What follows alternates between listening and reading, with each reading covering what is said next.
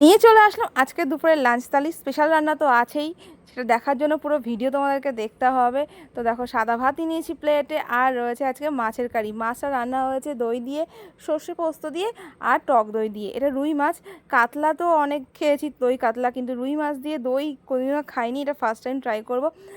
মা তো বলছে স্বাদটা নাকি অতুলনীয় হয়েছে, একটু মিষ্টি মিষ্টি হয়েছে, ওই জন্য কাঁচা লঙ্কা দিচ্ছে, বলছে কাঁচা লঙ্কা দিয়ে খাও, দেখবা টেস্টটা আরও দ্বিগুণ হয়ে গেছে। এখানে রয়েছে মাছের তেল, যেটা আমি কোনোদিনও খাই না। মা বললো মাছের তেলটা খেতে পারো আজকে, মাছের তেলটা তিতো নেই, তিতো লাগার ভয়ে আমি স্কিপ করে যাই প্রতিবার। তো এবার আজকে নিয়েছি এই মাছ ভাজা তেলটাও একটু নিলাম, আর একটু সামান্য ওই মাছের তেল নিয়েছি। আর একটা স্পেশাল যেটা রান্না হয়েছে সেটা হচ্ছে এই যে আমড়া আমড়া চাটনি হয়েছে। দেখেই তো আমার লোভ লাগছে, কিন্তু আমি তো খেতে পারবো না, তাই স্কিপ করলাম। এটা বাড়ির সবাই খাবে, আমার তো প্রচণ্ড লোভ লাগছে দেখে, কিছু করার নেই। আগের দিনের খাবারের মধ্যে রয়েছে সেই বাঁধাকপি রান্নাটা, একটুখানি রেখেছে আমার জন্য মা, আর রয়েছে কলাইয়ের ডাল, এটাও একটুখানি রাখবো, আমি খাবো আজকে। এটা মেনু বাসি খাবার আমি খাই না, কিন্তু ওই যে যদি সুস্বাদু হয় সেটা গরম করে খেতে কিন্তু দুর্দান্তই লাগে।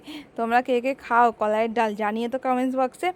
আজকের আমার লাঞ্চটাই তোমরা দেখেই নিলে, তোমরা আজকে লাঞ্চে কী খেয়েছো সেটাও কিন্তু কমেন্টস বক্স জানাতে ভুলবে না। চলো আজকের মতো টাটা বাই বাই, বিদায় নিচ্ছি। কালকে আবার দেখা হবে এই সময় লাঞ্চের থালি নিয়ে।